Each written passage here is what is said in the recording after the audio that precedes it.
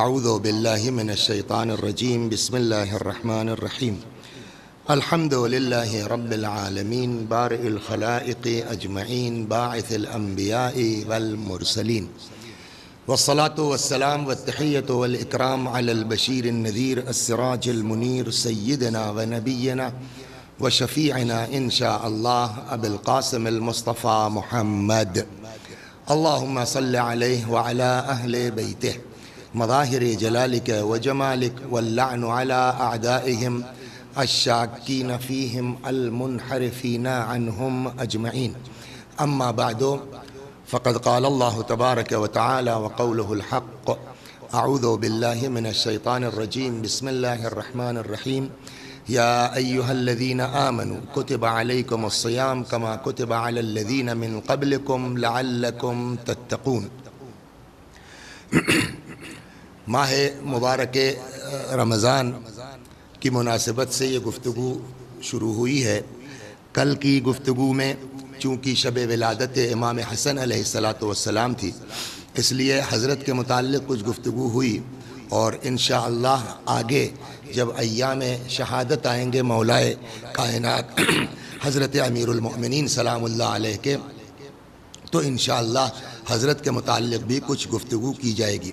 ادھر دو چار دن جو عام تاریخیں ہیں اس میں ماہ مبارک رمضان کے سلسلے میں کچھ باتیں عرض کرنا چاہتا ہوں۔ میں نے جس آیہ کریمہ کی تلاوت کی ہے یا جس کو عنوان کلام قرار دیا ہے، ماہ مبارک رمضان کی مناسبت سے ارشاد حضرت حق جل وعلا ہوتا ہے یا ایہا الذین آمنوا کتب علیکم الصیام کما کتب علی الذین من قبلکم لعلکم تتقون۔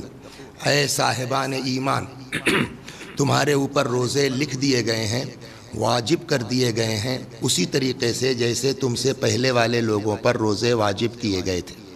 لعلکم تتقون، ان روزوں کے وجوب کا سبب کیا ہے، فلسفہ کیا ہے، وجہ کیا ہے؟ قرآن کہتا ہے لعلکم تتقون، تاکہ تمہارے اندر تقوی پیدا ہو جائے۔ اور آپ جانتے ہیں، ظاہر سی بات ہے کہ قرآن میں بھی ہے کہ اللہ تبارک و تعالی فرماتا ہے کہ ہمارا کوئی بھی عمل چاہے جتنا زیادہ ہو، کثرت سے ہو، لیکن اگر تقوی کے بغیر ہے تو وہ عمل قابل قبول نہیں ہوگا۔ چنانچہ اللہ نے حضرت آدم کو جو دو فرزند عطا فرمائے، شروع میں ایک حضرت حابیل اور دوسرا قابیل۔ حابیل و قابیل نے اللہ کی بارگاہ میں قربانی پیش کی۔ اللہ نے حابیل کی قربانی قبول کر لی اور قابیل کی قربانی رد کر دی گئی۔ جب قابیل کی قربانی رد ہو گئی تو اب قرآن کا نقل کرتا ہے اس واقعے کو کہ قابیل نے غصے میں آ کر کے یا کہیے حسد کی وجہ سے حابیل کو دھمکی دی کہ لأقتلنک، میں تم کو مار ڈالوں گا۔ جیسے ہی کہا کہ میں تم کو مار ڈالوں گا، دیکھیے ایک چیز اگر توجہ کریں آپ کہ قابیل کی جو قربانی اللہ نے قبول نہیں کی تو اس میں کوئی حابیل کا دخل تو نہیں تھا، نہ حابیل نے کوئی اللہ سے درخواست کی تھی یا حضرت آدم کو ذریعہ بنایا تھا کہ قابیل کی دعا قبول نہ ہو، اللہ نے قبول نہیں کی۔ لیکن اب اللہ کو تو کچھ کر نہیں سکتا، دھمکی کس کو دی؟ حابیل کو، میں مار ڈالوں گا تم کو۔ یعنی اس کا مطلب یہ ہے کہ ظلم و کفر کا مزاج پرانا یہ ہے کہ دشمنی اللہ سے ہوتی ہے، نکالی جاتی ہے خاصان خدا سے۔ قابیل کو دشمنی اللہ سے، ناراضگی خدا سے، اللہ نے اس کی جو ہے قربانی قبول نہیں کی، لیکن قتل کیا جا رہا ہے کس کو؟ حضرت حابیل کو۔ اسی طریقے سے آگے بڑھیے، دشمنی اللہ سے ہے، فرعون کو اپنے آپ کو رب کہتا ہے، لیکن ظلم ڈھایا جا رہا ہے حضرت موسیٰ پر۔ دشمنی اللہ سے ہے، آگ میں ڈالا جا رہا ہے حضرت ابراہیم کو۔ اسی طریقے سے دشمنی اللہ سے ستایا جا رہا ہے رسول اللہ کو، دشمنی اللہ سے گھر جلایا جا رہا ہے حضرت زہرا سلام اللہ علیہ کا۔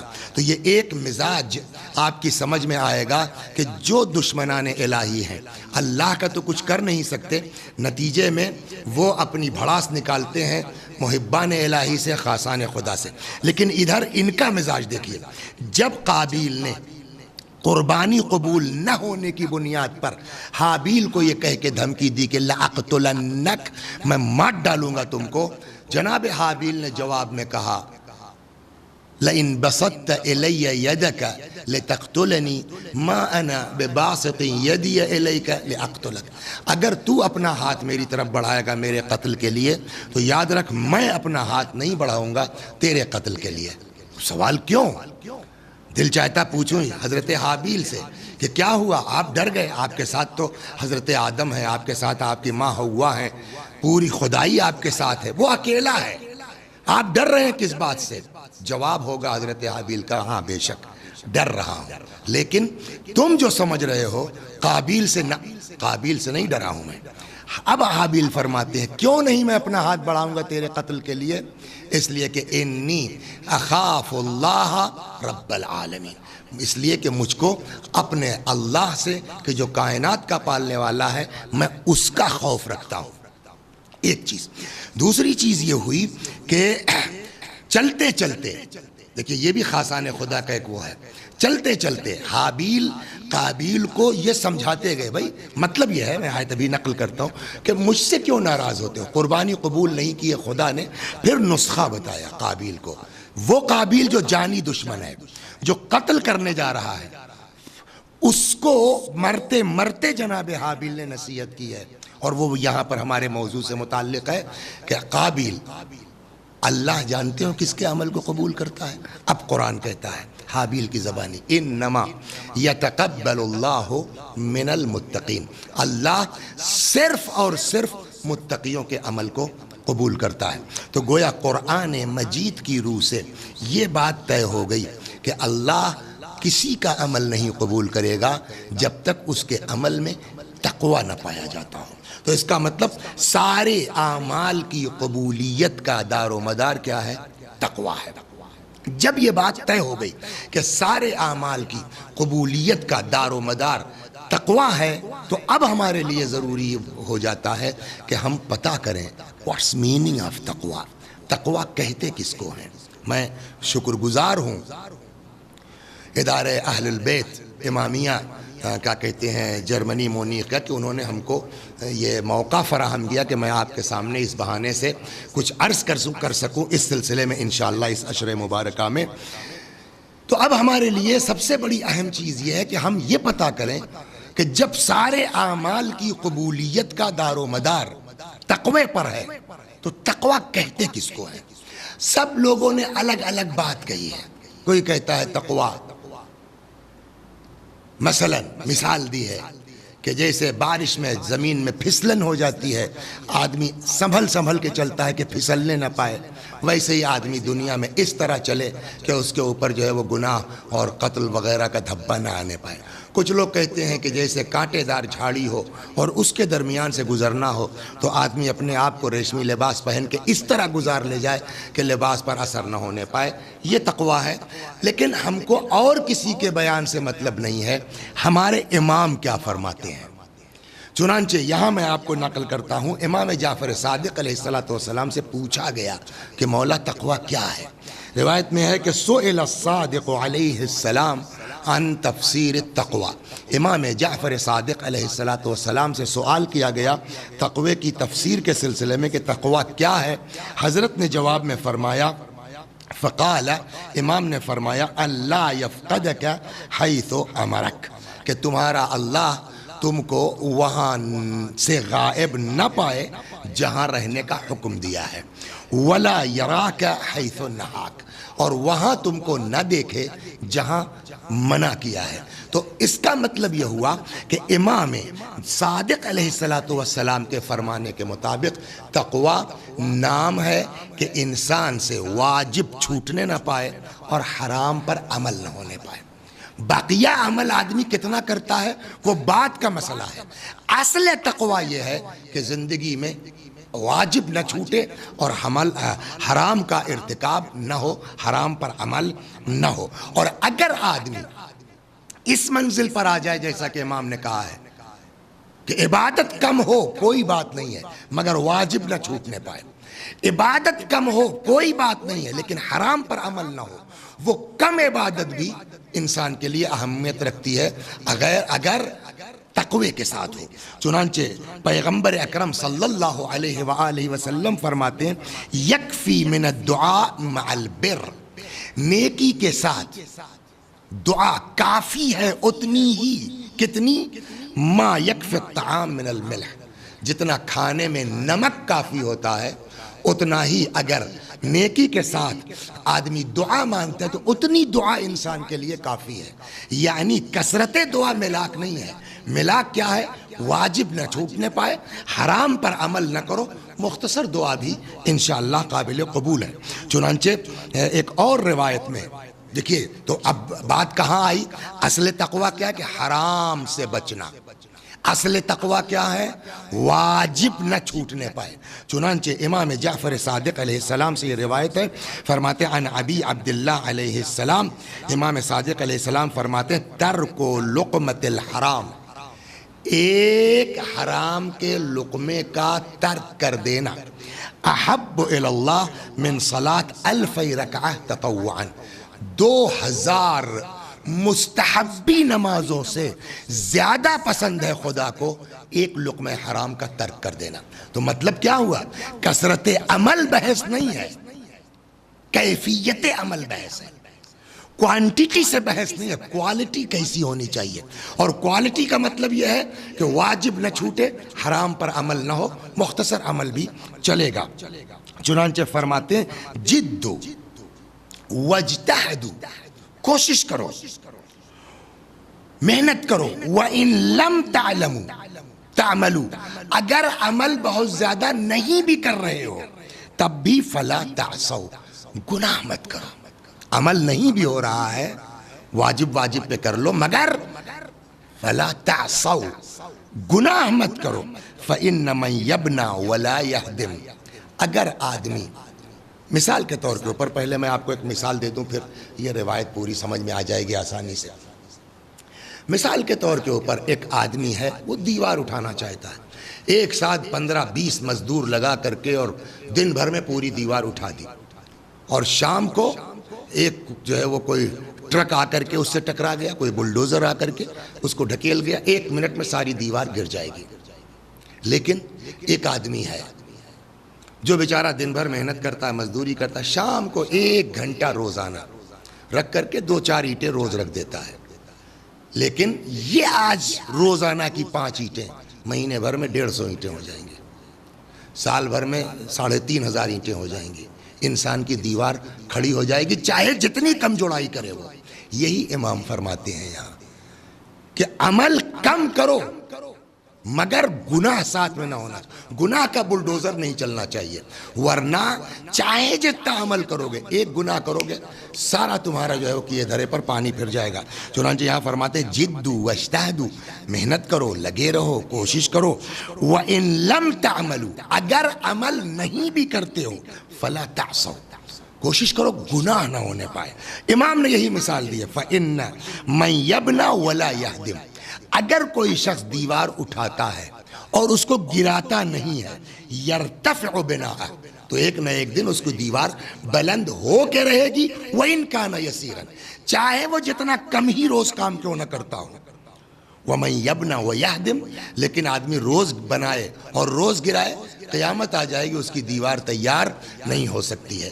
ہماری زندگی میں گناہ کا وہی حال ہے، ہم رات بھر عبادت کریں، دن میں ایک گناہ کر دیتے ہیں، وہاں لوگ دیوار پر بلڈوزر چل گیا۔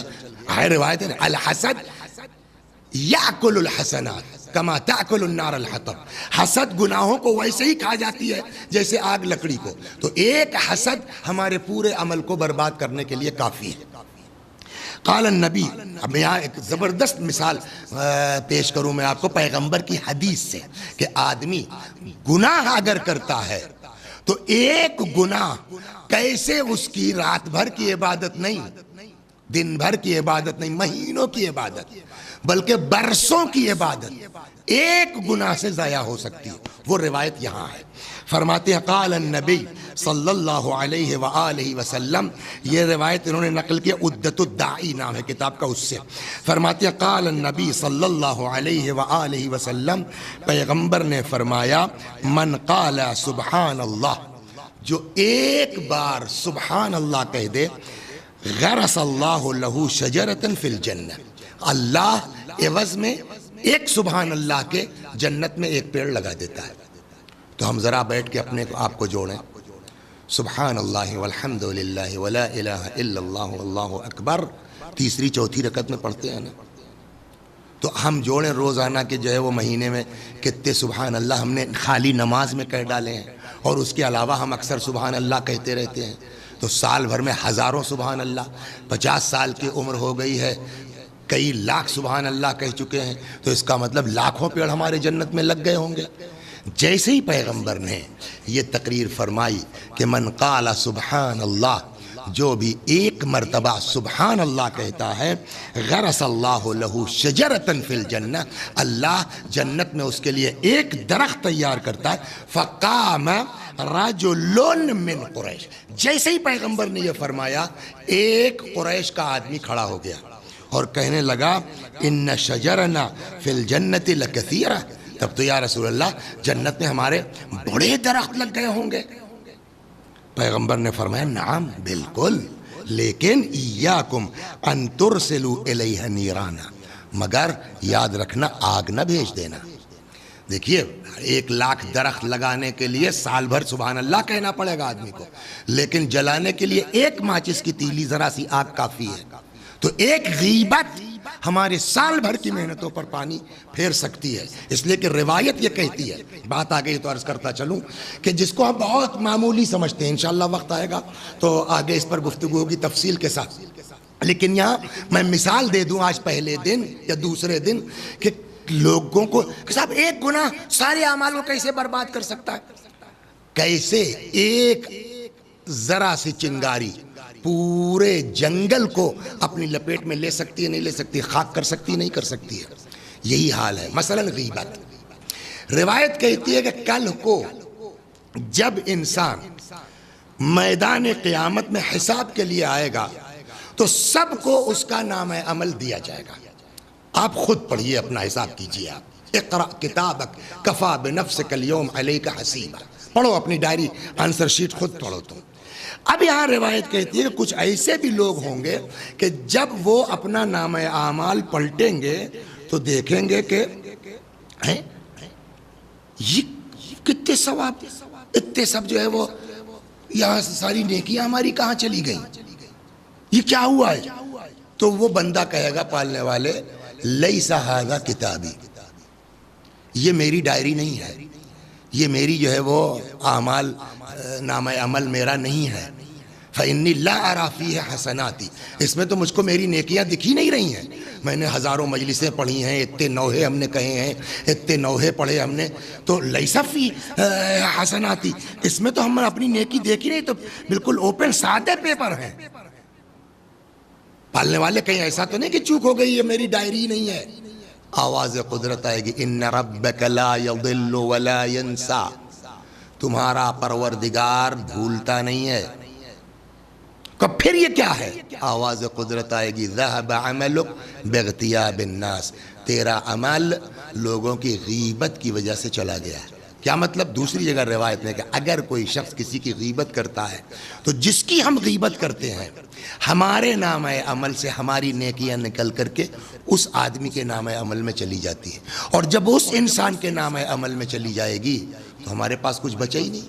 میں اس سے انکار نہیں ہے کہ جو روایت کہتی ہے کہ میں آپ کو ایک روایت سنا دوں اس میں آج کہ ہم جو توجہ نہیں کرتے ہیں کیسے ہمارے اعمال برباد ہوں گے، پھر میں واپس آتا ہوں اسی پر۔ تقویٰ کی اہمیت کتنی ہے۔ شادی ہوتی ہے ہماری آپ کی، شادی میں ایک چیز رکھی جاتی ہے جس کا نام ہے مہر۔ مہر کا دینا چاہیے، ضروری ہے دینا۔ دو طرح کی روایتیں ہیں، ایک تو یہ کہ اگر کوئی عورت اپنے شوہر کا مہر معاف کر دے، روایت کہتی ہے کہ اگر کوئی عورت اپنے شوہر کو اس کا مہر اپنا مہر معاف کر دیتی ہے تو اللہ تبارک و تعالی اس عورت کو فشار قبر سے بچائے گا، نمبر 1۔ 2، یکون محشرہن مع فاطمہ بنت محمد صلی اللہ علیہ وآلہ وسلم، اور اس کا حشر اس عورت کا جو اپنے شوہر کو مہر معاف کر رہی ہے جناب فاطمہ کے ساتھ سلام اللہ علیہ محشور کی جائے گی۔ 3، 1000 شہید کے برابر اس عورت کو ثواب دیا جائے گا جو اپنے شوہر کو اپنا مہر معاف کر دے. ایک روایت یہ ہے. دوسری طرف یہ ہے کہ نہیں، وہ عورت چاہتی ہے، اس کا حق ہے، وہ لینا چاہتی ہے، تو ہم پر واجب ہے کہ وہ مہر دیں، اور ہم نے نہیں دیا. وہ بیچاری کمزور تھی، نہیں لڑ پائی ہم سے. کل کو جب میدان قیامت میں جائیں گے، یہ روایت بہت توجہ سنیے آپ، کل کو جب ہم میدان قیامت میں جائیں گے تو آواز قدرت آئے گی، عبدی زوجتک امتی علی عہدی، میرے بندے میں نے اپنی کنیز کی شادی تجھ سے کروائی، علی عہدی، اپنی شرطوں پر. مہر اللہ کی طرف سے ہے نا، تو یہ اللہ کی شرط، میں نے تیری شادی اپنی کنیز سے کروائی، علی عہدی، اپنی شرط، فلم تفعل بالعہد، اور تو نے وہ عہد اور تو نے وہ شرط پوری نہیں کی. اس وقت وہ کمزور تھی، تمہارا وکیل مضبوط نکلا، تم کیس جیت گئے. آج میں اس کا وکیل ہوں، میں اس کا ولی ہوں، نکالو مہر لاؤ. اب وہاں آدمی مہر کہاں سے دے گا؟ اور یہ سکہ بھی تو نہیں چلے گا، اور چلے بھی تو کہاں ہے آپ کے پاس کہ دے پائیں گے ہم آپ. اب آواز قدرت آئے گی کہ صاحب کیا کیا جائے؟ اللہ کہے گا اس کے نامہ عمل سے نیکی نکال کر کے اس کی بیوی کے کھاتے میں ڈال دو. نماز چلی گئی، روزہ چلا گیا، حج 4 4 5 5 کیا تھا، چلا گیا. کربلا ہر سال جاتے تھے، وہ بیوی کے اکاؤنٹ میں چلا گیا. مجلس مولانا صاحب نے اتنی ساری پڑھی تھی، وہ سب بیوی کے اکاؤنٹ میں چلا گیا. اس کے باوجود روایت کہتی ہے کہ مہر پورا نہیں ہوگا. اللہ کہے گا کہ یہ دیکھو کہ اس عورت کے کھاتے میں کچھ گناہ ہے. ہاں صاحب گناہگار عورت ہے، کہ اس کا سارا گناہ اس کے شوہر کے اکاؤنٹ میں ڈال دو. اب شوہر کے اکاؤنٹ میں ڈال دیا گیا. تو فرض کیجئے میں ہوں، میں نے اپنی بیوی کا مہر نہیں دیا، ساری نیکیاں میرے عمل سے نکل کر کے جتنی مجلس پڑی سب میری بیوی کے اکاؤنٹ میں چلی گئی، اور میری بیوی کا جو گناہ وغیرہ تھا وہ میرے اکاؤنٹ میں آ گیا. اب میرا نام عمل خالی ہے، برائیاں ہی برائیاں ہیں، نیکی کچھ ہے نہیں. تو میں کہاں جاؤں گا؟ جہنم میں. تو ایک بیوی اگر اپنا حق لینے کھڑی ہو جائے تو وہ تو جو ہے وہ ہم بچ نہیں پائیں گے. لہٰذا اس پر انشاءاللہ خدا نے توفیق دی تو آگے کسی مجلس میں اسی ذیل میں حقوق کے اوپر بات کی جائے گی کہ اگر ہم کسی کا حق، کسی کا قرضہ، کسی کا پیسہ مار لیتے ہیں وہ کیا حشر ہوگا. وہ روایات وہاں انشاءاللہ نقل کی جائے گی. یہاں بس اتنا سن لیجیے کہ ایک گناہ ہم نے کیا ہے، اور وہ بھی جس کو ہم بہت اہمیت نہیں دیتے. کیا؟ بیوی کا مہر نہیں دیا. سارے اعمال ہمارے نکل جائیں گے، اس میں کوئی شک نہیں ہے کہ من بکا علی الحسین ابکا و تباکا وجبت لہ الجنہ، جو حسین پر روئے، رولائے، رونے والے کی صورت بنائے، جنت اس پر واجب. یہ روایت موجود ہے، لیکن وہ نام عمل میں ہمارے رہے تب نہ، وہ تو ہماری بیوی کے کھاتے میں چلا گیا مہر نہ دینے کی وجہ سے. مین چیز یہ ہے. اسی لیے اہل بیت کا، پیغمبر کا، اماموں کا فوکس اس بات پر ہے کہ بھیا کم عبادت کرو، وہ کوئی بات نہیں ہے، گناہ نہ کرو، کسی کا حق مت مارو. چنانچہ میں یہاں اس روایت پہ تھا کہ پیغمبر نے فرمایا من قال، یہ مثال سنیے پیغمبر کی، من قال سبحان اللہ غرس اللہ لہ شجرۃ فی الجنہ، اگر کوئی ایک بار سبحان اللہ کہتا ہے اللہ جنت میں اس کے لیے ایک پیڑ لگا دے گا. فقام رجل من القریش، کوئی ایک آدمی کوئی کھڑا ہوا، وقال، اور اس نے کہا ان شجرنا فی الجنۃ لکثیرہ، تب تو یا رسول اللہ بڑے درخت ہمارے جنت میں لگ گئے ہوں گے. قال نعم صلی اللہ علیہ، پیغمبر نے فرمایا بالکل بہت سے درخت ہیں، لیکن ایاکم ان ترسلوا الیہا نیرانا فترحقوها، مگر یاد رکھنا آگ مت بھیج دینا، ورنہ ایک آگ سارے جو ہے وہ درختوں کو جلا دے گی. تو مین چیز کیا ہوئی میرے بھائیوں کہ نیکی کم کیجئے چلے گا، مستحب کم کیجئے چلے گا، مگر اپنے آپ کو انسان گناہ سے بچائے. چنانچہ روایت یہی ہے نا، الحسد یاکل الایمان کما تاکل النار الحطب، ایک چھوٹا سا گناہ جس پر ہم توجہ نہیں کرتے، حسد. حدیث کہتی ہے کہ ایمان کو ویسے ہی کھا جاتا ہے حسد جیسے آگ لکڑی کو. یا یہاں ایک روایت لیجیئن اقوام یوم القیامہ لہم من الحسنات کالجبال تہامہ، پیغمبر فرماتے ہیں کہ قیامت میں کچھ دن لوگوں کو لایا جائے گا کہ جن کے پاس نیکیاں ہوں گی کہ نیکیوں کا پہاڑ ہوگا. لہم حسنات کا جبل تہامہ، پہاڑ تہامہ پہاڑ کا نام ہے مکہ معظمہ میں، کہ اس پہاڑ کے برابر نیکی ہوگی، فَيُؤْمَرْ بِهِمْ إِلَى النَّارِ، اس کے باوجود اتنی ساری نیکیوں کے باوجود ان کو حکم دیا جائے گا کہ ان کو سب کو جہنم میں ڈال دو۔ قیل یا رسول اللہ، لوگوں نے پوچھا یا رسول اللہ یہ جو لوگ جہنم میں جائیں گے نمازی لوگ بھی ہوں گے؟ امصلون، نمازی لوگ؟ قال صلی اللہ علیہ وآلہ کانوا مصلون، جی نمازیوں کا حال یہ ہوگا، ویصومون، روزے داروں کا حال یہ ہوگا، ویأخذون وہنا من اللیل، راتوں کو اٹھ اٹھ کے عبادت کرنے والوں کا حال یہ ہوگا۔ آخر کیوں ایسا ہوگا یا رسول اللہ؟ لیکنہم، وجہ بتائی پیغمبر نے کہ یہ سب کچھ تھا، نماز یہ پڑھتے تھے، روزہ یہ رکھتے تھے، حج انہوں نے کیا، رات رات کو اٹھ کے عبادت یہ کرتے تھے، ولیکنہم کانوا اذا لاح لہم شیء من الدنیا وثبوا الیہ، لیکن جب کوئی دنیا کا میٹر آتا تھا تو یہ حرام حلال دیکھے بغیر اس طرف گھس جاتے تھے۔ کسی شاعر کا شعر ہے اسی پر کہ خلاف شرع کبھی شیخ تھوکتا بھی نہیں مگر اندھیرے اجالے میں چوکتا بھی نہیں۔ تو نماز روزہ تو سب ہے، لیکن تھوڑا سا ذرا سا زمین کا میٹر آیا بھول گئے، تھوڑا سا جو ہے وہ کسی کے حق کا معاملہ آیا بھول گئے۔ تو اب اگر کسی کا حق اس طرح مار کے دنیا سے گیا ہے آدمی تو اب نماز روزہ سب اس کا ضائع جائے گا۔ چنانچہ ایک روایت میں، بڑی عجیب روایت ہے یہ، ایسے لوگوں کو تو اللہ نے منع کیا کہ مسجد میں نہ آنے پائے جنہوں نے کسی کا حق مارا ہے۔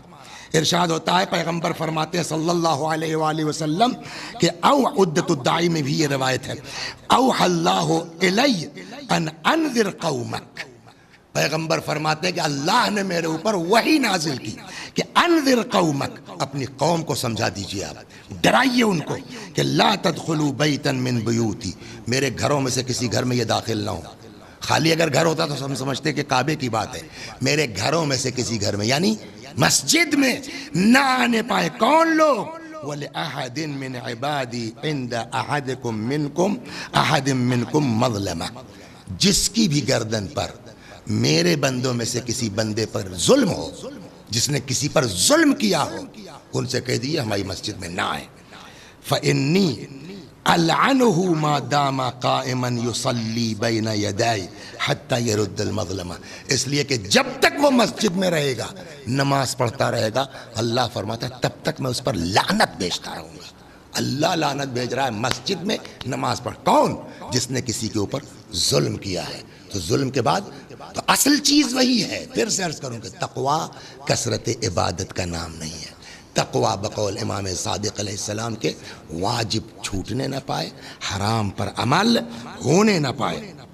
چنانچہ یہاں پھر ایک اور روایت ہے، فرماتے ان للہ ملکن، ایک فرشتہ ہے خدا کا، ینادی علی بیت المقدس کل لیلہ، روزانہ رات میں بیت المقدس سے اللہ کا یہ فرشتہ آواز لگاتا ہے، کیا؟ من اکل حرامن، جس نے ایک لقمہ بھی حرام کا کھایا۔ وہاں اس سے پہلے روایت نقل کی گئی نا چھٹے امام سے کہ امام نے فرمایا کہ ایک لقمہ حرام کا ترک کر دینا خدا کو 2000 مستحبی نمازوں سے زیادہ محبوب ہے۔ یہاں فرشتہ روزانہ بیت المقدس سے آواز لگاتا ہے، من اکل حرامن، جو ایک لقمہ حرام کا کھائے گا، لم یقبل اللہ منہ صرفا ولا عدلا، نہ اللہ اس کا واجب قبول کرے گا نہ اللہ اس کا مستحب کوئی قبول کرے گا۔ تو مین چیز یہی ہے، ماہ مبارک رمضان، پروردگارہ تجھے علی کا واسطہ ہے سلام اللہ علیہ، جن کی شہادت کی تاریخ آنے والی، تجھ کو اس امام حسن کا واسطہ جن کے کل ولادت کی تاریخ گزری ہے۔ یا اللہ ہم کو گناہ سے بچنے کی توفیق عطا فرما، اگر ہمارے اوپر کسی کا حق ہے یا اللہ اس کا حق ادا کرنے کی ہم کو توفیق، اگر ہم سے ظلم ہوا کسی پر تو اس سے معافی مانگنے کی ہم کو توفیق عطا فرما۔ چنانچہ ایک اور روایت اسی سلسلے میں سناتا ہوں کہ لو صلیتم حتی تکونوا کالاوتاد، اللہ فرماتا ہے لو صلیتم حتی تکونوا کالاوتاد، یہ روایت ہے کہ اگر تم اتنی نماز پڑھو کہ بالکل سوکھی لکڑی کی طرح ہو جاؤ، وَصُمْتُمْ حَتَّى تَكُونُوا كَالْحَنَايَا، اتنا روزہ رکھو کہ کمان کی طرح تمہاری پشت تمہاری پیٹھ جھک جائے. لم یقبل اللہ منکم الا بورع حاجز. قطعاً اللہ تبارک و تعالی تمہاری جو ہے وہ عمل کو قبول نہیں کرے گا جب تک ورع نہ ہو, وہی تقوی نہ ہو. اللہ اکبر. اور پیغمبر ہی سے, یہ والی روایت بھی پیغمبر سے تھی اور یہ بھی پیغمبر ہی سے ہے کہ مر موسیٰ علیہ السلام برجل من اصحابہ وہو ساجد. جناب موسیٰ سلام اللہ علیہ گزر رہے تھے, دیکھا ان کے اپنے اصحاب میں سے کوئی صحابی سجدے میں ہے, پلٹے دیکھا پھر وہ سجدے میں ہے. یعنی جناب موسیٰ جب جا رہے تھے تب دیکھا کہ وہ سجدے کے عالم میں ہے. اب کتنی دیر کے بعد اپنا کام وام کر کے پلٹے نہیں معلوم, 1 گھنٹے بعد لوٹے, 2 گھنٹے بعد لوٹے, 5 گھنٹے بعد لوٹے, آدھے گھنٹے بعد لوٹے, پلٹے دیکھا اب بھی وہ سجدے میں ہے. جناب موسیٰ نے کہا اس کے اس سجدے کو دیکھ کے کہ اگر تیری حاجت میرے اختیار میں ہوتی, میرے اختیار میں ہوتی تو میں ضرور تیری حاجت پوری کر لیتا. فقال لو كانت حاجتك بيدي لقضيتها لك. اگر تیری حاجت میرے اختیار میں ہوتی میں تیری دعا قبول کر لیتا. فاوحى الله اليه. اللہ نے حضرت موسیٰ پر وحی نازل کی. یا موسیٰ, اے موسیٰ کیا کہہ رہے ہو؟ لو سجد حتى قطع عنقه ما قبلته. اتنا سجدہ کرے کہ اتنا سجدے میں پڑا کہ گردن اس کی کٹ جائے سجدے کے عالم میں. ما قبلته, میں اس کی دعا قبول نہیں کروں گا جب تک کہ یہ وہ عمل نہ چھوڑ دے کرنا جو مجھ کو ناپسند ہے. تو مسئلہ یہ ہے, مین چیز یہ ہے کہ جب تک ہم گناہ نہیں چھوڑیں گے, جب تک ہم جرم کرنا نہیں چھوڑیں گے, جب تک ہم ظلم کرنا نہیں چھوڑیں گے, تب تک ہماری عبادتوں سے کوئی فائدہ نہیں ہے. اور اسی چیز کی طرف میں نے شروع میں کہا نا, حابیل و قابیل کی داستان. حابیل نے کہا, قرآن نے نقل کیا, انما یتقبل اللہ من المتقین, کہ یقیناً اللہ صرف اور صرف متقیوں کے عمل کو قبول کرتا ہے. دیکھیے بہکانے والے ایک سے ایک ہوتے ہیں. ایک جملہ میں رک کے کہوں, پڑھیے, مطالعہ کیجیے, لیکن خدا سے دعا کیجیے کہ اللہ تبارک و تعالی ہم سب کو اپنی اوقات میں رکھے. کبھی کبھی ہوتا ہے نا غرور, گھمنڈ, کسی بھی چیز پہ آ جاتا ہے آدمی کو. 2-4 پیسے آ گئے, غرور آ گیا. تھوڑا بہت پڑھ لکھ لیا, غرور آ گیا. عبادت کر لی تو معلوم ہوا صاحب کہ پورے مونیخ میں, پورے جرمنی میں ہم ہی تو ایک اللہ والے ہیں, بقیہ سب بے دین ہیں. یہ گھمنڈ انسان کو برباد کر دیتا ہے. ویسے ہی اگر ہم تھوڑا بہت مطالعہ کریں تو دعا کرتے رہیں, خدا ہمارے علم میں اضافہ تو فرما لیکن ہم کو اپنی اوقات میں رکھ. اس لیے کبھی کبھی آدمی 2-4 جملے پڑھتا ہے جب بغیر اہل بیت کے, تو پھر وہ کچھ کا کچھ مطلب نکالتا ہے. میں آپ کو یہاں ایک داستان سناتا ہوں, اسی تقوی سے متعلق بھی ہے اور تھوڑا سا آپ فریش بھی ہو جائیں گے. ایک آدمی تھا چھٹے امام جعفر صادق علیہ السلام کے زمانے میں, بڑا زبردست اسپیکر تھا صاحب, کیا فلو تھا اس کی زبان میں, خوب بولتا تھا. یہاں تک کہ لوگوں نے آ کے امام جعفر صادق علیہ السلام سے اس کی تعریف شروع کی. تو زبردست بولتا ہے صاحب, کیا فلو ہے اس کی زبان میں. اتنا زیادہ لوگوں نے تعریف کی کہ امام کو بھی یہ ہوگا بھائی سنیں, پبلک اتنی واہ واہ کر رہی, یہ کیا بولتا ہے, کیسے بولتا ہے. ایک دن اس کا جو ہے مجمع لگا تھا, اس کی تقریر چل رہی تھی, کوئی پہچاننے نہ پائے, اس انداز سے امام بھی جا کے اس مجمع میں شامل ہو گئے. دیکھا واقعا خوب بول رہا ہے بھائی, کیا تڑ بولتا ہے. جب اس کی اسپیچ ختم ہوئی, وہاں سے چلا وہ, امام اس کے پیچھے لگے, چل پڑے کہ بولتا تو بڑھیا ہے, دیکھیں کرتا کیا ہے. اب حضرت نے دیکھا, بعض روایتوں میں 2 جگہ ہے, کہیں پڑھا ہم نے کہ 3 جگہ ہے, واللہ عالم 4 جگہ ہے, نہیں معلوم, 3 یا 2 جگہ.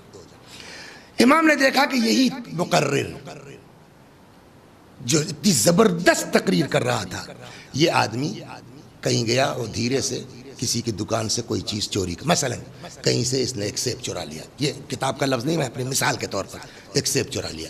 آگے بڑھے, اس کے ٹھیلے سے معلوم ہوا صاحب ایک انار چورا لیا, اور آگے بڑھے صاحب نان بھائی کے یہاں سے ایک روٹی جیب میں رکھ لی, اور اس کے بعد آئے جو فقراء راستے میں بیٹھے تھے فقیروں کو، کسی کو انار دے دیا، کسی کو سیب دے دیا، کسی کو روٹی دے دی۔ امام اس کی اس حرکت کو دیکھ رہے ہیں۔ جب وہ یہ کر چکا تو حضرت نے اپنے آپ کو ظاہر کیا، بھئی تم یہ کیا کر رہے تھے؟ تم نے وہاں سے سیب چرایا، تم نے وہاں سے روٹی چرائی، تم نے وہاں سے انار چرایا، اور اب لا کے غریبوں میں بانٹ رہے ہو۔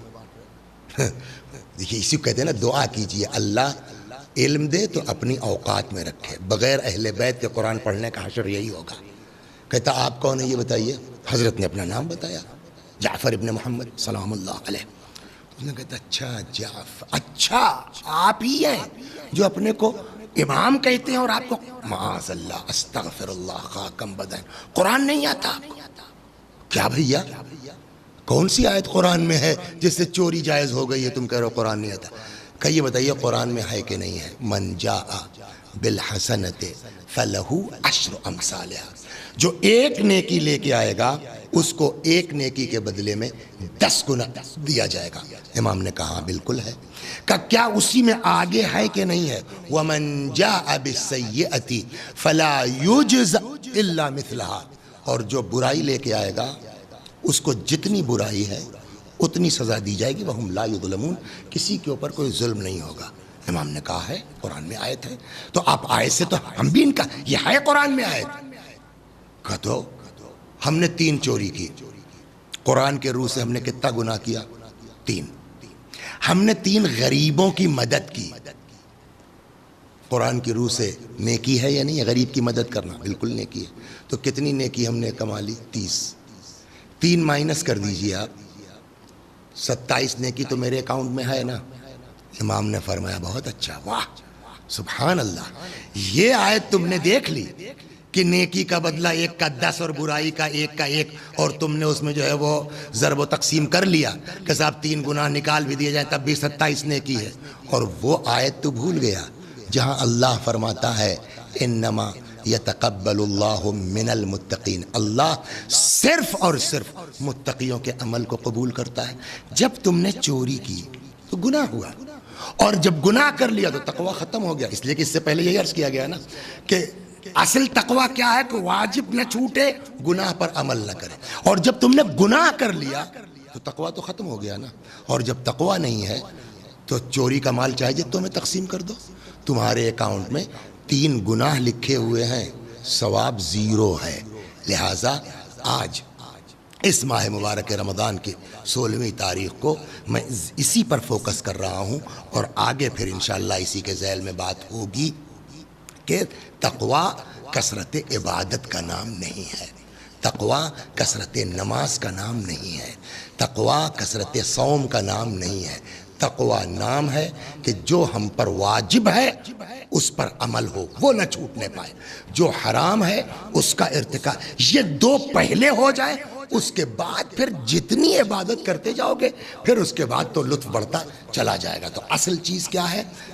تقوی۔ اور تقوی کیا ہے؟ گناہوں سے بچنا۔ اب آئیے واپس چلتے ہیں، شروع کہاں سے کیا تھا ہم نے؟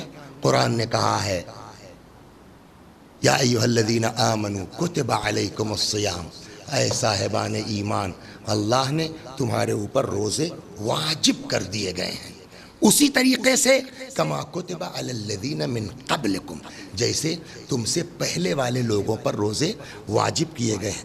کیوں واجب کیے گئے ہیں؟ سبب یہی ہے جو میں نے آپ کا آدھا گھنٹہ 35 منٹ لیا ہے تقوی کے اوپر، کہ کیا کریں کہ ہمارے اندر تقوی آ جائے، من جملہ ان چیزوں کے کہ جس کی وجہ سے ہمارے اندر تقوی آ سکتا ہے، وہ یہ ماہ مبارک رمضان کے روزے ہیں۔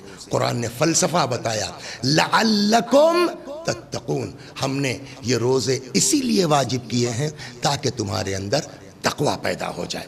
اب یہ آج کی مقدماتی گفتگو ہم یہاں سے اب آپ کو یہ عرض کر دیں کہ کل سے کیا ہونا ہے، تو اب میرے خیال میں اس آدھے گھنٹے میں ہمارے محترم ناظرین اس بات کی طرف پہنچ گئے کہ اصل تقوی کیا ہے؟ گناہ سے بچنا اور واجب پر عمل کرنا۔ اب یہ گناہ جو ہے اس کی 2 قسمیں ہیں، ایک ہے گناہ صغیرہ اور ایک ہے گناہ کبیرہ۔ انشاءاللہ کل اس پر تفصیل سے بات ہوگی کہ گناہ کبیرہ کتنے ہیں۔ آج یہ بات ہو جائے 2-4 منٹ میں اور آ جاؤں مصائب کے اوپر ختم دعا کہ فرق کیا ہے، ڈفرنس کیا ہے گناہ کبیرہ اور صغیرہ میں. کا گناہ کبیرہ کہتے ہیں اس گناہ کو کہ جس کے لیے قرآن میں صاف صاف جہنم کی بات کہی گئی ہو. جیسے مثلا قرآن میں ارشاد ہوتا ہے من قتل مؤمنا متعمدا فجزاؤہ جہنم، جو کسی مومن کو جان بوجھ کے قتل کرے گا اس کی جزا کیا ہے، سزا کیا ہے، جہنم ہے. تو اب چونکہ قتل کی سزا صاف لفظوں میں قرآن مجید میں جہنم بتائی گئی ہے، لہذا قتل کیا ہے، گناہ کبیرہ میں ہے.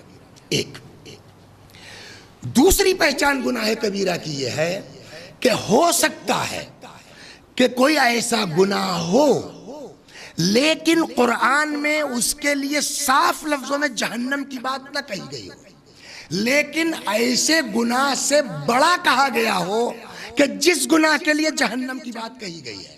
مثلا قرآن میں ارشاد ہوتا ہے کہ وَالْفِتْنَةُ أَشَدُّ مِنَ الْقَتْلِ، یا دوسری جگہ ہے وَالْفِتْنَةُ أَكْبَرُ مِنَ الْقَتْلِ. فتنہ قتل سے بڑھ کے ہے، شدید ہے، فتنہ قتل سے اکبر ہے. فتنے کے لیے جہنم کا لفظ نہیں ہے قرآن مجید میں، لیکن فتنے کو کہا گیا قتل سے بڑھ کر کے ہے، اور قتل کے لیے قرآن مجید میں سزا جہنم ہے، اور اس قتل سے بڑا کہا گیا ہے فتنے کو. تو چونکہ قتل گناہ کبیرہ میں ہے اور اس سے بڑا جو ہے فتنے کو کہا گیا ہے، تو فتنہ بھی کیا ہوگا، گناہ کبیرہ میں ہوگا. انشاءاللہ خدا توفیق دے گا تو کل سے گناہان کبیرہ کے ایک فہرست جتنی ہو سکے گی 2-4 دن میں، اس لیے کہ پھر جب وہ مخصوص تاریخیں آ جائیں گی تو وہ مولا کے متعلق گفتگو انشاءاللہ ہوگی. یہ 2-4 دن جو اللہ توفیق دے گا وہ گناہان کبیرہ کے اوپر گفتگو کی جائے گی. ان کے علاوہ جو گناہ ہیں وہ کہا جائے گا ان کو گناہان صغیرہ.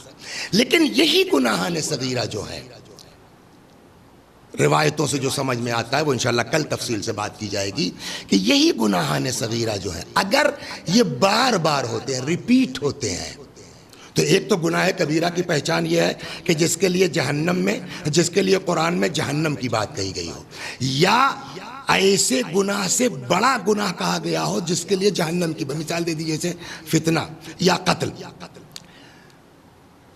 یہ گناہ کبیرہ کہلائے گا.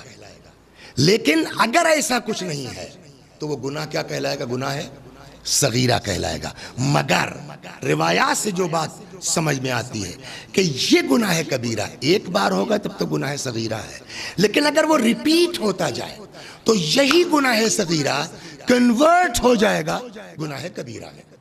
کل انشاءاللہ تفصیل سے آؤں گا کہ گناہان کبیرہ معین ہے، کچھ 7 کہتے ہیں، کچھ اور آگے کہتے ہیں. کل انشاءاللہ وہ تفصیل آپ کی خدمت میں عرض کی جائے گی. گناہان کبیرہ کتنے ہیں، تو اب جتنے گناہان کبیرہ گنائے جائیں گے وہ گناہان کبیرہ ہوئے.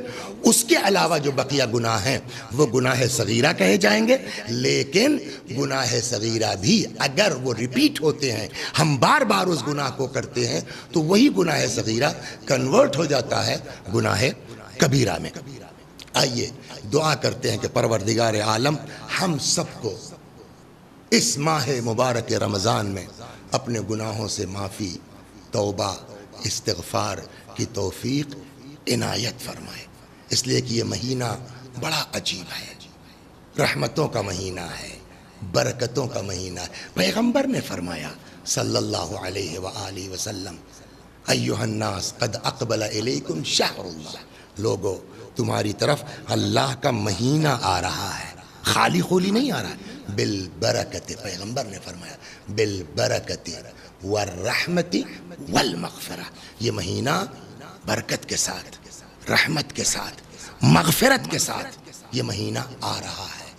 دعیتم فیہ الی ضیافت اللہ، اس مہینے میں تم لوگ اللہ کی مہمانی کے لیے بلائے گئے ہو، مدعو کیے گئے ہو. بلکہ ایک جگہ امام جعفر صادق علیہ السلام فرماتے ہیں کہ اگر یہ ایسا مغفرت کا مہینہ ہے، کہ روایات ہے، سن رکھا ہوگا آپ نے کہ اس مہینے میں شیطان کو قید کر دیا جاتا ہے.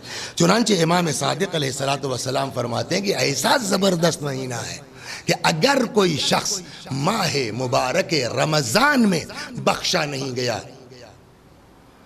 یا خدا یا خدا یا خدا. ہمارے اور آپ کے امام نے فرمایا ہے، کسی اور کا جملہ نہیں ہے، فرماتے ہیں کہ اگر اس مہینے میں یعنی رمضان المبارک میں کوئی شخص بخشا نہیں گیا تو پھر پورے سال اس کے بخشے جانے کی کوئی امید نہیں ہے، مگر یہ کہ اللہ عمر دے، طاقت ہو، پیسہ ہو، آدمی جائے، 9 ذی الحج ہو، عرفے کا دن ہو، میدان عرفات ہو، وہاں توبہ کرے، گڑ گڑائے، شاید. تو میرے بھائیو، یہ اللہ کا مہمانی کا مہینہ ہے. آئیے، میں تو گناہ گار آدمی ہوں، آپ لوگ جو دیکھ رہے ہیں، ایک سے ایک مومن لوگ دیکھ رہے ہوں گے، ان سے درخواست ہے کہ اس گناہ گار کے لیے بھی، اپنے لیے بھی دعا، اس لیے کہ دوسروں کے لیے دعا کرنا نا یہ زیادہ کارگر ہے. اللہ نے جناب موسیٰ علیہ السلام پر وحی نازل کی، فرمایا موسیٰ اس زبان سے جو ہے وہ دعا کرو جس سے تم نے گناہ نہ کیا. موسیٰ معصوم ہے، ہمارا عقیدہ کہ انبیاء معصوم ہے، گناہ نہیں ہو سکتا، یعنی یہ گویا امت کو سمجھانا ہے. حضرت موسیٰ نے کہا پالنے والے وہ زبان کہاں سے لاؤں جس نے گناہ نہ کیا. آواز قدرت آئی، موسیٰ دوسروں سے کہو تمہارے لیے دعا کریں. اس لیے کہ آدمی جو گناہ کرتا ہے، ہم نے جو گناہ کیا اپنی زبان سے کیا ہے نا، آپ کی زبان سے تو نہیں کیا ہے، لہٰذا ہم آپ کے لیے دعا کریں، آپ ہمارے لیے دعا کریں، یہ زیادہ کارگر ہے. لہٰذا میں آپ حضرات سے گزارش کرتا ہوں کہ اس ماہ مبارک رمضان میں اس نالائق کے لیے، اس گناہ گار کے لیے بھی دعا فرما دیجئے کہ اللہ تبارک و تعالی ہم سب کو توبہ کی توفیق عطا فرمائے، ہم سب کو اللہ استغفار کی توفیق، اور نہ یہ کہ صرف توبہ کی توفیق، ایک دوسرے کو معاف کرنے کا جذبہ عنایت کرے. اللہ توفیق دے گا تو آگے عرض کروں گا کہ جو دوسروں کو معاف کرتے ہیں ان کا مرتبہ کیا ہے. لیکن پہلی چیز یہ ہے کہ ہمارے اندر معافی مانگنے کا جذبہ پیدا ہو، پھر سامنے والے کی بات آتی ہے کہ معاف کرنے کا مرتبہ کیا ہے. اور پھر قرآن کہتا ہے خالی خولی معافی نہیں، وَابْتَغُوا إِلَيْهِ الْوَسِيلَةَ، اللہ کی بارگاہ میں آؤ، وسیلہ لے کر کے آؤ. اہل بیت سے بڑا وسیلہ کیا ہے؟ امام حسین علیہ السلام سے بڑا وسیلہ کیا ہے جس حسین نے اس دین کو بچانے کے لیے اپنا پورا گھر قربان کر دیا؟ اس سے بڑا وسیلہ کیا ہے؟ اور قربانی کی وجہ بھی یہی بتائی تاکہ ہم سدھر جائیں، تاکہ ہم ٹھیک ہو جائیں. انی خرجت لطلب الاصلاح فی امت جدی، امام نے فرمایا، امام حسین سلام، میں اپنے گھر سے نکلا ہوں تاکہ اپنے نانا کی امت میں اصلاح کر سکوں. میں اس لیے نکلا ہوں کہ ان آمر بالمعروف وانہا عن المنکر، تاکہ لوگوں کو نیکیوں کا حکم دوں، برائیوں سے منع کروں. کیا تم لوگ نہیں دیکھ رہے ہو کہ لوگوں کو نیکیوں کا حکم نہیں دیا جا رہا ہے، برائیوں سے منع نہیں کیا؟ اور آخری جملہ تو کتنا زبردست ہے مولا کا، فرماتے ہیں ان کان دین محمد لم یستقم الا بقتلی فیا سیوف خذینی، اگر دین پیغمبر بغیر میرے قتل کے نہیں بچ سکتا ہے، تلوارو آؤ اور میرے ٹکڑے ٹکڑے کر دو. تو امام حسین سلام اللہ علیہ نے اپنا پورا گھر قربان کیا اسلام کی خاطر، ہماری خاطر، تاکہ ہم دیدار ہو جائیں، تاکہ ہم مذہبی ہو جائیں. خدا تجھے اسی حسین کا واسطہ ہے، اسی مظلوم کائنات کا واسطہ ہے. یا اللہ اس مہینے میں ہمارے گناہوں کو بخش دے، ہمارے ماں باپ کے گناہوں کو بخش دے، ہم کو توبہ کی توفیق عنایت فرما. بس 2 جملے مصائب کے اور ختم و دعا.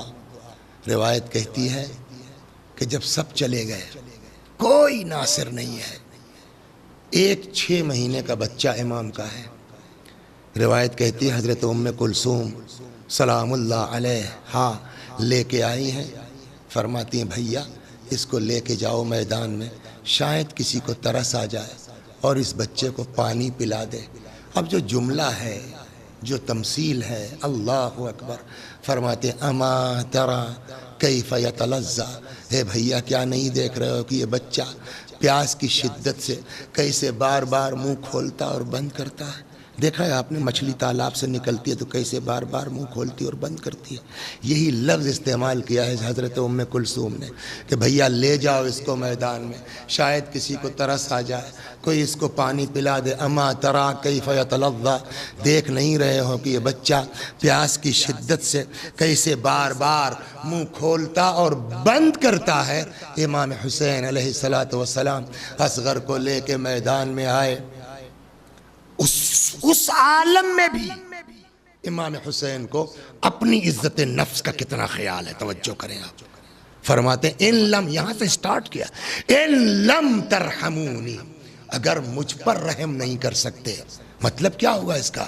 یعنی حسین تم سے رحم کی بھیک نہیں مانگا ہے، لیکن فرماتے ان لم ترحمونی، اگر مجھ پر رحم نہیں کر سکتے ہو، مطلب یہ ہے شاید کہ مت کرو، میں تم سے رحم کی بھیک نہیں مانگتا. فرحموا هذا الطفل، اس بچے کے اوپر رحم کرتا. اس کی ماں کا دودھ خشک ہو گیا ہے. کوئی جواب نہیں آیا. امام نے دوبارہ فرمایا اگر تم سمجھتے ہو کہ اس بچے کے بہانے سے میں پانی پی لوں گا تو لو آؤ، میں بچے کو زمین پر لٹائے دیتا ہوں، اپنے ہاتھ سے تم اس بچے کو پانی پلا دو. پھر بھی جب کوئی جواب نہ ملا، امام نے بچے کو اپنی آغوش میں لے لیا. اللہ اکبر. فرماتے ہیں بیٹا تم بھی تو حجت خدا کے فرزند ہو، اپنی حجت ان ظالموں پہ تمام کر دو. کیا مطلب ہوا اس کا؟ شاید میں جو سمجھاؤں، شاید اس جملے کا مطلب یہ بیٹا بتاؤ ان کو تم کتنے پیاسے ہو، کل کو ایک اس میں قیامت میں کہنے لائق نہ رہ جائے کہ مجھ کو پتا نہیں تھا کہ بچہ اتنا پیاسا ہے. حجت اپنی تمام کر دو. کہتے ہیں سوکھی ہوئی زبان پپڑائے ہوئے ہونٹوں پر پھرانا شروع کی. یہ منظر ایسا تھا کہ روایت کہتی یزیدی فوج سے بھی برداشت نہ ہو سکا. منہ پھیر پھیر کے ان ظالموں نے رونا شروع کیا. ڈر گیا ابن سعد، عمر سعد چیخ کے کہتا ہے اینا اینا حرملہ اقطع کلام الحسین، حرملہ کہاں ہے؟ حسین کی بات کاٹ دے. 3 بھال کا تیر چلے کمان میں جوڑا. اللہ اکبر. آپ ذرا سوچئے 6 مہینے کے بچے کے گلے کی چوڑان کیا ہوگی؟ 3 بھال کے تیر کی چوڑان کیا ہوگی؟ 3 بھال کا اس طرح کا تیر بچے کے گلے میں لگے گا، سوراخ ہوگا، چھید ہوگا صرف. ہم لوگ پڑھ دیتے ہیں گلا چھد گیا، مگر جو روایت کا جملہ ہے وہ یہ ہے کہ جب سنسناتا ہوا تیر چلا بچے کے گلے پہ فَذُبِحَ مِنَ الْوَرِيدِ إِلَى الْوَرِيدِ، بچہ اس کان سے اس کان تک ذبح ہو گیا. امام نے چلو لگا دیا، بمشکل تمام چلو بھر گیا، رخسار مبارک پر مل لیا. بچے کو ابا کا سایہ کیا، لے کے چلے. اکبر کی لاش لے کے آئے، کوئی تذبذب نہیں. قاسم کی لاش لے کے آئے، کوئی تکلف نہیں. لیکن اس پھول سے جنازے میں نہیں معلوم کیا بات ہے. روایت کہتی ہے بار بار خیمے کی طرف بڑھتے ہیں، واپس آ جاتے ہیں. فرماتے ہی جاتے ہیں انا للہ و انا الیہ راجعون، انا للہ و انا الیہ راجعون، رضا بقضائہ و تسلیم لعمرہ. ایک مرتبہ جی کڑا کر کے آقا نے آواز دی رباب اپنے بچے کو لے جاؤ. رباب سے پہلے کم سن بچی آ گئی، بابا بھیا کو پانی پلا لائے. کہ اتنے میں امام نے جو ابا کا سایہ ہٹایا، سامنے سے رباب آئیں، بچے کو دیکھا جیسے زبان گنگ، بس ایک جملہ فرمایا بنیا امثلک ینحر، اے بیٹا ارے کیا تجھ جیسے بچوں پر بھی رحم نہیں کیا جاتا؟ وَسَيَعْلَمُ الَّذِينَ ظَلَمُوا أَيَّ مُنْقَلَبٍ يَنْقَلِبُونَ اِنَّا لِلَّهِ وَإِنَّا إِلَيْهِ رَاجِعُونَ. خدا ہماری اس عزا کو قبول فرما، مزید عزائے اہل بیت کی توفیق کرامت فرما. یا اللہ ہمارے گناہوں کو بخش دے، ہمارے ماں باپ کے گناہوں کو بخش دے، ہمیں سب کو اعمال خیر کی توفیق کرامت فرما. یا اللہ جن لوگوں نے ان مجالس کا اس طرح سے آن لائن اہتمام کیا ہے، جو لوگ بھی اس میں شامل ہیں، شریک ہیں، خدا سب کی دینی اور دنیاوی حاجتوں کو قبول فرما. ہمارے مولا، ہمارے آقا، ہمارے مالک، ہمارے صاحب، ہمارے سید و سردار امام زمانہ کو ہم سے راضی اور خوشنود فرما. حضرت کے ظہور میں تعجیل فرما. وآخر دعوانا ان الحمدللہ رب العالمین.